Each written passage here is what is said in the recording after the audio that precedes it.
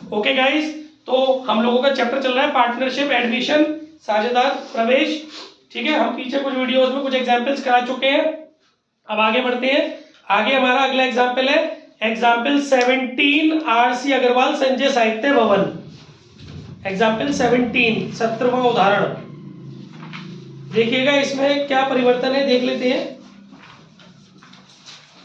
Example 17, इसके अंदर बेटा ये आपको ये वाला एग्जाम्पल जो है वो खुद करना है, सेल्फ कॉपी में करना है, ध्यान से। ठीक है, मैंने एक प्रैक्टिस के लिए क्वेश्चन डाला है, सेल्फ लिख रखा है, तो आपको खुद से करना है। इसके बाद नेक्स्ट है हमारा एग्जाम्पल 12 आर.सी. अग्रवाल, और ये इसमें पार्ट पूरा नहीं करना, केवल जो बता रहा हूं उसका कॉन्सेप्ट लिखना है और उसको सॉल्व करना है, ताकि जब आप रिवीजन करें आपको दिक्कत ना है। एग्जाम्पल 12 में देखिए, जो ए और बी तो ओल्ड पार्टनर है और नया पार्टनर है। जो ओल्ड पार्टनर है उनका रेशियो दे रखा है 2:1। ठीक है, नया पार्टनर आ रहा है सी, उसको ये लोग 1/4 हिस्से के लिए पार्टनर बना रहे हैं। सी को ये लोग 1/4 हिस्से के लिए पार्टनर बना रहे हैं, लेकिन इन्होंने लिखा है जिसे उसने 1/6 हिस्सा ए से तथा 1/12 हिस्सा बी से प्राप्त किया। ठीक है, तो गाइस इसमें गुडविल का आपको जनरल एंट्री करनी है। तो आपको पता है गुडविल के लिए सैक्रिफाइस रेशियो चाहिए होता है, और सैक्रिफाइस रेशियो जब आपको कोई कंडीशन दी होती है, तो इस तरीके की कंडीशन दी है, तो सैक्रिफाइस रेशियो कैसे निकलेगा देखिए वेट। ओके, तो इसमें इसने बोला है ना कि सी को जो 1/4 हिस्सा मिल रहा है, जिसे उसने 1/6 हिस्सा ए से तथा 1/12 हिस्सा बी से लिया। देखो यह क्लियर निकला दिया है कि ए ने कितना गिव अप किया है। ए ने किसी के हिस्से का 1/6 गिव अप नहीं किया, सीधा सीधा 1/6 गिव अप किया है, और बी ने सीधा सीधा 1/12 गिव अप किया है। तो जो गिव अप किया होता है उसी से रेशियो निकाल देते हैं। तो सैक्रिफाइस रेशियो हो गया 1/6 रेशियो 1/सैक्रिफाइस ratio of A and B. ठीक है, इसका आप एलसीएम ले लेंगे, 12 आ गया 2:1, तो 2:1 में आपका रेशियो आ जाएगा। ठीक है, ये आपका सैक्रिफाइस रेशियो हो गया। बाकी पूरे क्वेश्चन में जो करना है वो आप करेंगे। ठीक है, मैंने आपको बता दिया क्या चेंजेस थे इस क्वेश्चन के अंदर। आगे बढ़ते हैं। अब आपका अगला क्वेश्चन है इसके बाद एग्जाम्पल 9 आर.सी. ये तो ओल्ड भी था, ओल्ड वाला भी तो सेम था। उससे मतलब नहीं है ओल्ड क्या था और न्यू क्या था, हमें जो पूछा गया वो बता रहे हैं। सैक्रिफाइस रेशियो हमने निकाला है, अब ओल्ड से मैच कर रहा है वो, तो उसमें हम क्या कर सकते हैं। ठीक है ना, एग्जाम्पल 9 आर.सी. Example 9 RC. पूरा करना है। देखिए इसमें कह रहा है अमरचंद और अमरनाथ दो साझेदार हैं, उनकी पूंजी क्रमशः 1,40,000 और 1,30,000 रुपए है, और वे 2:1 के अनुपात में लाभानी का विभाजन कर रहे हैं। पार्टनरों की कैपिटल दी हुई है, उनका रेशियो दे रखा है। 1 अप्रैल 2021 को उन्होंने निरंजन को साझेदारी में लेने का निश्चय किया। निरंजन फर्म को 20,000 रुपए की पूंजी देगा और 7,500 रुपए ख्याति के लिए देगा। ठीक है, कैपिटल दी हुई है नए पार्टनर की और गुडविल दी हुई है, और वह फर्म में 1/5 भाग लाभ प्राप्त होगा, उसका हिस्सा दिया हुआ है। आगे कह रहा है उपयुक्त व्यवहारों का लेखा करने के लिए जनरल प्रविष्टियां कीजिए। साझेदारों के पूंजी खाते बनाइए तथा साझेदारों के प्रवेश के बाद फर्म का चिट्ठा तैयार कीजिए। आपको देखने में लग रहा होगा सर ये तो बहुत इजी क्वेश्चन है, लेकिन टिंग टोंग, पहले थोड़ा सा दिमाग दौड़ाना है क्वेश्चन की तरफ। कभी भी आप ये ध्यान रखना, अगर क्वेश्चन में आपको ओपनिंग बैलेंस शीट नहीं दी हुई है, क्या आपको क्वेश्चन में नए साझेदार के प्रवेश से पहले की बैलेंस शीट दी हुई है, नहीं, तो पहले आपको मेमोरेंडम बैलेंस शीट बनानी पड़ेगी। नए साझेदार के प्रवेश से पहले की बैलेंस शीट अगर क्वेश्चन में नहीं दी हुई है, देखने में बहुत इजी लग रहा था ये, पर अगर आप इसको ढंग से देखोगे तो क्वेश्चन में एक चीज मिसिंग है, न्यू पार्टनर के एडमिशन से पहले की बैलेंस शीट, जिसे बोलते हैं ओपनिंग बैलेंस शीट या फिर मेमोरेंडम बैलेंस शीट। तो पहले आपको मेमोरेंडम बैलेंस शीट बनानी है ओल्ड फर्म की। ठीक है, उसके बाद ही आप अपना क्वेश्चन बहुत इजीली कर पाओगे। तो जरा आप अपने फर्म की मेमोरेंडम बैलेंस शीट बनाएंगे। अगर आप इसे मेमोरेंडम बैलेंस शीट बनाते हैं, मेमोरेंडम बैलेंस शीट, ये मेमोरेंडम बैलेंस शीट कौन सी डेट की बन रही है, ये मेमोरेंडम बैलेंस शीट उस डेट की बन रही है जिस डेट से पहले उसका एडमिशन हुआ था। ठीक है ना, बिफोर एडमिशन लिख सकते हो आप चाहो तो, यहां पर बिफोर एडमिशन। ठीक है, लायबिलिटी अमाउंट, असेट्स अमाउंट। देखिए गाइस, आप देखिएगा आपको इसमें बिफोर की डिटेल डालनी है, फिर एडमिशन से पहले की डिटेल डालनी है। ठीक है ना, क्योंकि एडमिशन के बाद की बैलेंस शीट नहीं है ये, जो गलती कर दो आप, एडमिशन से पहले की बैलेंस शीट है। तो आप देखिए इसमें ये कह रहा है कि जो पुराने पार्टनर है दिनेश और नरेश, उनकी कैपिटल दी है 25,000 और 10,000। तो यहाँ आप लिखेंगे कैपिटल, सर अमरनाथ और बोलिए नहीं सर अमरनाथ या ठीक है, इट्स ओके, वीडियो चल रही है, कीप पॉइंट, हैंड रेस किया करिए कोई इशू अगर। अमरनाथ ओल्ड पार्टनर है, अमरनाथ और अमरचंद और अमरनाथ, तो उनकी पूंजी 1,40,000 और 1,30,000। देखिए अमरचंद और अमरनाथ, ठीक है। अमरचंद की जो कैपिटल है वो है हमारी 1,30,000 और अमरचंद की जो कैपिटल है, अमरचंद की 1,40,000 है और अमरनाथ की 1,30,000 है, ठीक है। तो 1,40,000 और 1,30,000, जो जो ओल्ड डिटेल्स है वो हम डाल देंगे, ठीक है। इसके अलावा हाँ, इसके अलावा बेटा, इसके अलावा इसमें हमारे क्वेश्चन के अंदर कुछ भी नहीं दिया हुआ है, और है ना, अगर हम अपने क्वेश्चन को गौर से देखें, क्योंकि वो सारी डिटेल्स जो दी हुई है वो तो सब बाद की डिटेल है, उस पार्टनर के आने के बाद की डिटेल है। तो ठीक है, आपको पता ही है असेट्स का जो टोटल होता है वही लायबिलिटी का टोटल होता है, तो 2,70,000 इसका टोटल हो रहा है। यही आपकी हो जाएंगी सन्ड्री असेट्स बैलेंसिंग फिगर से, ठीक है ना। तो इस बैलेंस शीट के साथ आप आगे बढ़ेंगे। ये बैलेंस शीट जो अब तक क्वेश्चन में दी होती थी, प्लस आपको जो क्वेश्चन में डिटेल्स दी, उसके अकॉर्डिंग आप अपने सारे अकाउंट वगैरह सब बना लेंगे, जो मैं आपको ऑलरेडी इतने दिनों से सिखा रहा हूं, बैलेंसिंग फिगर। क्लियर है गाइस? ओके गाइस, ये क्वेश्चन हमारा कंप्लीट हो गया। इसके बाद अब हमारा अगला क्वेश्चन है एग्जाम्पल 7RC फुल। देखिए केशव और वसंत साझेदार है जो लाभों को 4, हाँ, तो जो हम अपना एग्जाम्पल 7 पढ़ रहे थे उसमें कह रहा है केशव और वसंत साझेदार है जो लाभों को 4:1 में बांटते हैं। केशव अपने हिस्से का, ध्यान से सुनिएगा वर्ड्स, केशव अपने हिस्से का 1/4 भाग, केशव अपने हिस्से का 1/4 भाग अपने हिस्से, केशव अपने हिस्से का 1/4 भाग तथा वसंत अपने हिस्से का 1/2 भाग सपन के पक्ष में त्याग करता है, सपन के पक्ष में त्याग करता है। हाँ, तो सुन लीजिए जल्दी जल्दी।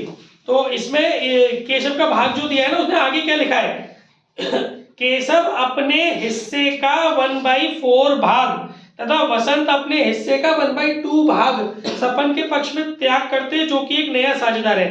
तो त्याग अनुपात और नया अनुपात क्या होगा? देखो इस क्वेश्चन में सबसे पहली बात कि जो न्यू पार्टनर है उसका प्रॉफिट शेयर नहीं दिया है, लेकिन हमें यह पता है कि उसका प्रॉफिट शेयर निकाला जा सकता है, क्योंकि ओल्ड पार्टनर है उनका प्रॉफिट शेयर दे रखा है 4:1। ओल्ड पार्टनरों के नाम है केशव और वसंत। आप देख सकते हो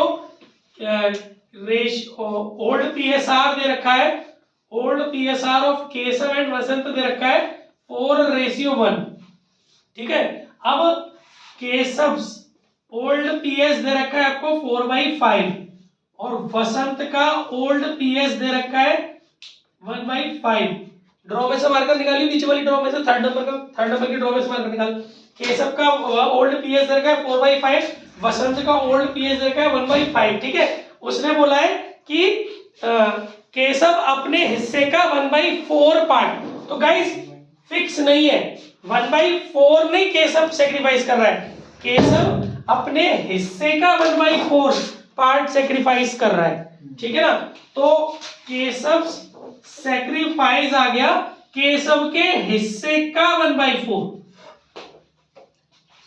केशव के प्रॉफिट शेयर का 1/4। पिछले क्वेश्चन और इस क्वेश्चन में फर्क है, इसमें हमें केशव ने 1/4 नहीं सेक्रीफाइस किया बल्कि अपने भाग का 1/4। तो केशव का भाग कितना है? 4/5, उसका 1/4 करोगी तो केशव का फाइनली सेक्रीफाइस आएगा 1/5। ऐसे ही वसंत का जो सेक्रीफाइस है वो दे रखा है, वसंत का सेक्रीफाइस दे रखा है 1/2 भाग अपने हिस्से का। ये पढ़ना पड़ेगा अच्छे से कि केवल 1/2 लिखा है कि अपने हिस्से का या किसी और के हिस्से का 1/2 लिखा है। तो वसंत का जो हिस्सा है 1/5, उसका 1/2 तो 1/10। तो गाइस अगर सेक्रीफाइस रेशियो निकालने की बात हो रही है तो जो पार्ट आप सेक्रीफाइस कर रहे हैं उसी से आप रेशियो निकाल सकते हैं। तो ये तो हो गया 2:1 sacrifice ratio of Keshav and Vasant. लेकिन अगर बात सेक्रीफाइस रेशियो निकालने के अलावा न्यू रेशियो निकालने की हो रही है तो उसके लिए आपको न्यू पीएस निकालना पड़ेगा। न्यू पीएस ऑफ केशव, और वो कैसे निकलता है, जो उसका ओल्ड पीएस है केशव का उसमें से उसका सेक्रीफाइस घटा दो, जो उसने सेक्रीफाइस किया 1/5, तो उसका न्यू पीएस निकल आएगा। ऐसे ही न्यू पीएस ऑफ वसंत, वसंत का ओल्ड पीएस है 1/5, उसमें से उसने सेक्रीफाइस किया 1/10, तो बचेगा भी 1/10। फिर न्यू पीएसआर आप तीनों पार्टनर का एक साथ निकाल सकते हो, केशव, वसंत और जो नया वाला पार्टनर है उसका नाम है सपन। तो ये आ जाएगा 3/5 1/10, और आप कहोगे सर सपन का क्या है, तो सपन का भी निकाल लो, सपन से पीएस, ये जो दोनों छोड़ रहे हैं वो सपन के लिए जोड़ दो तो सपन का बन जाएगा। केशव ने छोड़ा 1/5, सपन ने वसंत ने छोड़ा 1/10, दोनों को ऐड कर दो तो सपन का आ जाएगा 10, 2 + 1 = 3/10, ठीक है ना। तो वो आप यहाँ रख देंगे 3/10। फिर आप इनका एलसीएम ले लेंगे, 10 आ जाएगा, 2 3 6, 1:3, तो 6:1:3, ये आ गया आपका न्यू पीएसआर। वीडियो को बहुत घर जाके आराम से सुनेंगे 2 4 5 बार, तो आपको अच्छे से रूल समझ में आ जाएगा ना। वीडियो बनाई इसलिए जा रही है ताकि उसको समझ सकें। चलिए नेक्स्ट क्वेश्चन पे चलते हैं। देखिए नेक्स्ट क्वेश्चन बेटा, अगला क्वेश्चन है, इसके बाद हमारा इसी कड़ी में आगे बढ़ते हैं। अगला क्वेश्चन है एग्जाम्पल 6, आरसी अग्रवाल। सुनिए गाइस, इसके अंदर फुल ये भी आपको क्वेश्चन पूरा करना है, ठीक है ना। इस क्वेश्चन के अंदर जो बात बतानी मुझे ध्यान से सुनिएगा गाइस।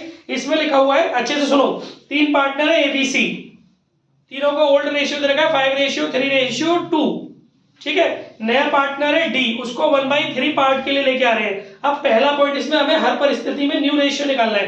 पहली कंडीशन है यदि दा अपना भाग लेने पर पुराने साझेदारों, या यदि दा द्वारा अपना भाग लेने पर पुराने साझेदारों का लाभ विभाजन अनुपात पूर्ववत रहेगा।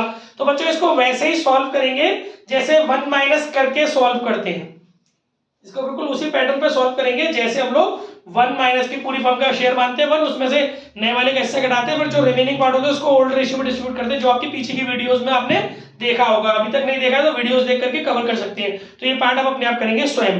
सेकंड पार्ट है यदि दा अपना संपूर्ण भाग आ से प्राप्त करे। तो प्यारे बच्चों, अभी मैंने आपको बताया था इसमें जो सेक्रीफाइस कर रहा है केवल इसके अंदर सेक्रीफाइस केवल ए कर रहा है, तो ए का सेक्रीफाइस कितना हो गया 1/3, क्योंकि जो दा का पार्ट है वो ए का सेक्रीफाइस है। यही समझा देता हूँ ओरली, क्योंकि अभी पैटर्न में पिछली वीडियो में दे चुका हूँ। जो ए का सेक्रीफाइस है वो हो जाएगा डी के पार्ट के बराबर, मतलब 1/3। तो फिर ए का न्यू पीएसआर आप कैसे निकाल लेंगे, उसके ओल्ड पीएसआर में से उसके द्वारा सेक्रीफाइस घटा करके। बाकी बी का जो ओल्ड पीएस है वही बी का न्यू पीएस रहेगा, सी का जो ओल्ड पीएस होगा वही सी का न्यू पीएस रहेगा, और डी का पीएस हो जाएगा 1/3। इन चारों को रख के पीएसआर निकाल लेंगे। वीडियो को धीरे धीरे सुनिएगा, अच्छे से नोट्स बना पाएंगे, सॉल्व कर पाएंगे। अगला केस, यदि दा अपने भाग का, सुनिएगा पीछे जो क्वेश्चन कराया था उसमें छोड़ने वाला अपने भाग का दे रहा था, लेकिन इस बार क्या कह रहा है, यदि दा अपने भाग का 2/3 ए से तथा शेष बी से प्राप्त करे, तो आपको निकालना पड़ेगा थर्ड कंडीशन में डी अपने भाग का ए से। तो ए का जो सेक्रीफाइस है वो डी के पार्ट का, डी का पार्ट कितना है 1/3, डी का पार्ट कितना है बच्चों 1/3, उसका 1/3 सॉरी उसका 2/3, और इसका 2/3 हो गया, यानी कि 2/9, ये ए का सेक्रीफाइस हो गया। और बी का सेक्रीफाइस कितना हो जाएगा, डी के भाग का, आपको पता है कोई चीज एक होती है उसमें से 2/3 पार्ट वो दे रहा है तो पार्ट बचेगा 1/3, वो 1/3 पार्ट वो बी से ले रहा है, ठीक है, तो वो बी का सेक्रीफाइस हो जाएगा। बड़ा कॉम्प्लिकेटेड है, अच्छे से समझिएगा। कोई भी चीज अपने आप में कंप्लीट 1 होती है, भले ही डी का पार्ट 1/3 है, लेकिन अपने आप में वो भी पूरा एक हिस्सा है, उसका 2/3 हिस्सा ए छोड़ रहा है तो बचा हुआ 1/3 हिस्सा बी छोड़ेगा। तो इसमें लिखा भी है कि डी अपने पार्ट का 2/3, अपने पार्ट का 2/3, तो और शेष मतलब 1/3, अपने पार्ट का 1/3 वो किससे लेगा, बी से लेगा, ठीक है। यहाँ पे ये 1/3 नहीं लिखा, यहाँ पे शेष लिखा है, तो शेष ये चीज है, ये शेष मैंने ऐसे निकाल लिया, ठीक है। और एक और तरीके से इस वाली कैलकुलेशन को आप निकाल सकते थे, चाहते तो ऐसे भी निकाल सकते थे। डी का टोटल पार्ट कितना है 1/3, है ना, जिसमें से उसने ए से कितना ले लिया 2/9, तो ऐसे भी आप बी का सेक्रीफाइस निकाल सकते हो चाहो तो 9 एलसीएम आ गया, 3 - 2 1/9, तब भी एक ही बात है, चाहे कैसे भी समझ लो, ठीक है। तो ये आपको ए का सेक्रीफाइस मिल गया, बी का सेक्रीफाइस मिल गया, बस फिर तो वही पैटर्न है, इनके ओल्ड पीएस में से इनके सेक्रीफाइस घटाइए, इनका न्यू पीएस पाइए और इनको रेशियो में रख करके चारों का रेशियो निकाल दीजिए, घर से करिएगा, ठीक है। नेक्स्ट है, यदि दा अपने भाग को सभी साझेदारों से समान अनुपात में प्राप्त करे, यानी कि बिल्कुल क्लियर हो जाता है कि ए का जो सेक्रीफाइस होगा वो 1/3 का, क्योंकि दा के भाग का, अपने भाग का, यानी दा अपने भाग का तीनों से समान, तो तीनों से समान मतलब तीनों सेक्रीफाइस किस में कर रहे हैं, 1/1 में, यानी कि 1/3 थर्ड इनका टोटल हो गया। ठीक है, ऐसे बी का सेक्रीफाइस दा के भाग का समान भाग बी के द्वारा, यानी कि 1/3। सी का सेक्रीफाइस दा के भाग का सी का हिस्सा कितना है, 1/3, क्योंकि तीनों समान तरीके से सेक्रीफाइस कर रहे हैं। ठीक है, डी के पार्ट को 3 बराबर भागों में बांट करके सेक्रीफाइस हो रहा है, तो ये आपके सेक्रीफाइस निकल आएंगे, फिर इन्हें ओल्ड पीएस में घटाएंगे तो आपका न्यू पीएस निकल आएगा। ठीक है ना गाइस, आगे होगा आई होप समझ में। मुझे नहीं लगता कि आपके मन में कोई डाउट या दुविधा बच रही होगी। चलिए आगे बढ़ते हैं अगले क्वेश्चन की तरफ।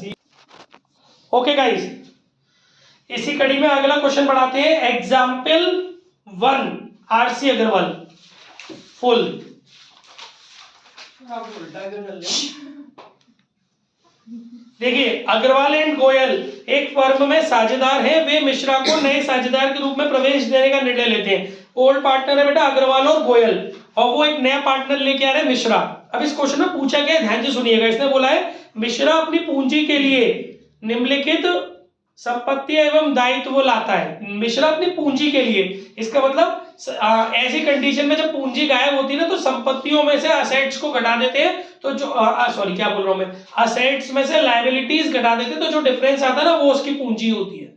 ठीक है, तो इसने बोला है नकद दिया है, स्टॉक दिया है, फर्नीचर दिया है, मशीन दिया है, लेनदार दिया है, फॉर्म की पुस्तकों में इस व्यवहार की प्रविष्टि कीजिए। आपसे उसने कैलकुलेशन, आपसे उसने सी की कैपिटल नहीं पूछी है, उसने आपसे जनरल एंट्री करवाई है। तो गाइस, जब कोई नया पार्टनर आता है और अपनी कैपिटल के बदले असेट्स और लायबिलिटीज लाता है, तो जनरल एंट्री होती है कि जो भी वो असेट्स लाया है उन सबको कर देते हैं डेबिट। यहां पर लाया कैश, स्टॉक, फर्नीचर और मशीन, तो cash account debit, stock account debit, machinery account debit, furniture भी लाया है तो फर्नीचर अकाउंट डेबिट। जो जो वो असेट्स लाया है वो सारी असेट्स डेबिट हो जाएगी। 50,000, 8,000, 1,10,000 और 2,000। 50,000, 8,000, 1,10,000 और 2,000।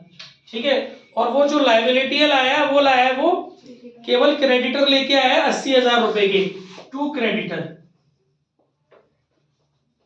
अब जो डिफरेंस आएगा वो उसकी कैपिटल होगी, टू मिश्रास कैपिटल अकाउंट।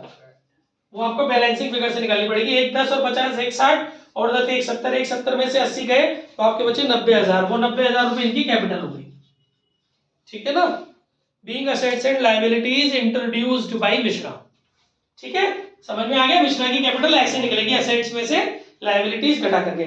ठीक है गाइस, नेक्स्ट क्वेश्चन की तरफ आगे बढ़ते हैं। अगला क्वेश्चन है गाइस, एग्जाम्पल 14 एसएम शुक्ल फुल। ये भी आपको फुल करना है। ठीक है ना, चलिए देख लेते हैं एग्जाम्पल 14। देखिए इसमें क्या लिखा है, ए और बी। आज गाइस आपके बस 2 क्वेश्चन और है, इसके बाद आपके जो है वो खत्म हो जाएगा आपका पूरा पार्टनरशिप एडमिशन। बहुत कम क्वेश्चंस में मैंने मैक्सिमम 100% पूरा चैप्टर कवर किया। बैक क्वेश्चंस रह गए, उसकी मैं अभी 1-2 दिन में पढ़ लूंगा। कुछ क्वेश्चंस निकलेंगे तो उसकी अलग से सेपरेट वीडियो बना दूंगा, आजकल में मिल जाएगी वो भी, है ना। कोई अगर चेंज लगेगा मुझे बैक क्वेश्चन तो, वैसे आपके एग्जाम्पल्स पूरे दोनों बुकों के खत्म हो गए। बैक क्वेश्चन में कुछ पॉइंट लगते हैं मुझे, तो आज कल में मैं बना दूंगा। लेकिन कल अगर मुझे बैक क्वेश्चन अगर आज ही मैंने पढ़ लिए तो आज, नहीं तो मतलब कल, कहने का मेरा मतलब है पूरी कोशिश होगी नया चैप्टर शुरू कर दें हम। ठीक है, चलिए अब आगे बढ़ते हैं। एग्जाम्पल 14 एसएम शुक्ल साहित्य भवन। इसमें कह रहा है ए और बी 2:1 के अनुपात में लाभ और हानियों को बांटते हुए साझेदार है सी और डी प्रवेश करते हैं। बच्चों इस वाले क्वेश्चन में क्या है, 2 पार्टनर एडमिट हो रहे हैं। ए और बी पहले से है, अभी तक आपने जितने भी क्वेश्चन करे वो सिंगल पार्टनर के थे, इस बार 2 पार्टनर एडमिशन ले रहे हैं, सी और डी। ठीक है, और उनका रेशियो चारों का न्यू रेशियो दे दिया है, 4:2:1:3। आगे बोल रहा है फर्म की ख्याति दी हुई है 2 लाख रुपए। नई फर्म की आपको गुडविल दे दी है 2 लाख रुपए की। आगे क्या है क्वेश्चन में, ध्यान तो सुनिए, सी आवश्यक ख्याति और 50,000 रुपए पूंजी चेक द्वारा लाता है। तो मतलब सी के हिस्से की जो ख्याति है ना वो गायब है, तो निकाल लो। पूरी फर्म की गुडविल दी है, सी का हिस्सा दिया है, भाई सी का हिस्सा कितना होगा, 4:2:13 दिया है, तो 1/4 और 2 6 और 1 7 और 3 10, 1/10 सी का हिस्सा हो गया पूरी फर्म की गुडविल में।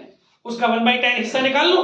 तो सी की गुडविल आ गई और सी की पूंजी दे रखी 50,000, चेक से लाया, जनरल एंट्री कर लो।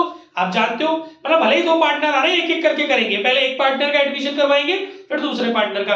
तो जो सी आया है उसकी कैपिटल आपको मिल गई, उसकी गुडविल आपको मिल गई, कैश में लेके आया उसको लाओ, उसकी एंट्री कर दो, गुडविल लाने की कैपिटल लाने की, और उसको डिस्ट्रीब्यूट गुडविल को करने की कर दो। ओल्ड रेशियो दिया हुआ है, न्यू रेशियो दिया हुआ है, आप उस हिसाब से सैक्रिफाइस रेशियो निकाल करके डिस्ट्रीब्यूट कर दो, ठीक है ना। फिर इसके बाद डी की बात करते हैं। डी भी आवश्यक ख्याति तथा 50,000 रुपए चेक और 60,000 रुपए का स्टॉक पूंजी के रूप में लाता है। तो पूरी फर्म की गुडविल दी हुई है, डी का हिस्सा दिया हुआ है 3/10, पूरी फर्म की गुडविल में 3/10 निकाल के करीब 60,000 रुपए की गुडविल आ जाएगी। तो एक तो डी की गुडविल आपको मिल गई और डी की कैपिटल जो होगी ना वो चेक और स्टॉक दोनों को जोड़ के मानी जाएगी, यानी 50 और 60 1,10,000 रुपए डी की कैपिटल मानी जाएगी और 60,000 रुपए कैलकुलेट करके डी की गुडविल आएगी, उसको लाने की एंट्री कर दो। तो एंट्री क्या करोगे, चेक लाया तो बैंक अकाउंट डेबिट 50,000 रुपए, स्टॉक लाया तो स्टॉक डेबिट 60,000 रुपए, ठीक है। और बैंक में 50,000 की जगह 1,10,000 लिखना, बैंक में कितने लिखोगे, क्योंकि वो गुडविल में तो 60,000 रुपए जो आपने निकाली उसके हिस्से की वो नगद लाया है, तो आप क्या लिखोगे, क्योंकि यह लिखा हुआ है देखो क्वेश्चन के अंदर, डी भी आवश्यक ख्याति के साथ 50,000 रुपए चेक, तो इसका मतलब वो ख्याति भी तो नगद ला रहा है ना, तो बैंक अकाउंट डेबिट 1,10,000, क्योंकि 60,000 की गुडविल और 50,000 रुपए पूंजी के रूप में चेक, 1,10,000 रुपए बैंक में डेबिट होंगे और स्टॉक में डेबिट होंगे 60,000 रुपए और क्रेडिट हो जाएंगे टू डीज कैपिटल 1,10,000 और टू प्रीमियम फॉर गुडविल 60,000। इस तरीके से आपकी एंट्री बैलेंस हो जाएगी, ठीक है। फिर वो 60,000 रुपए की गुडविल आप डिस्ट्रीब्यूट कर देना वो सैक्रिफाइसिंग पार्टनर में उनके सैक्रिफाइस रेशियो, ठीक है गाइस, समझ में आ गया। कोई डाउट किसी प्रकार का, बाकी वीडियो सुनेंगे कई बार धीरे धीरे करके तो पूरा सुनाई देगा और समझ में भी आएगा। आगे बढ़ते हैं अगले क्वेश्चन की तरफ। अब हमारा अगला क्वेश्चन है आज का आखिरी क्वेश्चन, एग्जाम्पल 46, एस एम शुक्ल।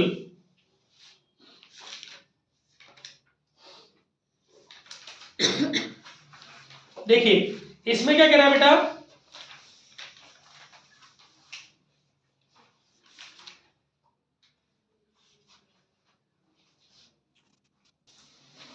एग्जाम्पल 46, एस एम शुक्ल नहीं है, आरसी अग्रवाल है, ठीक है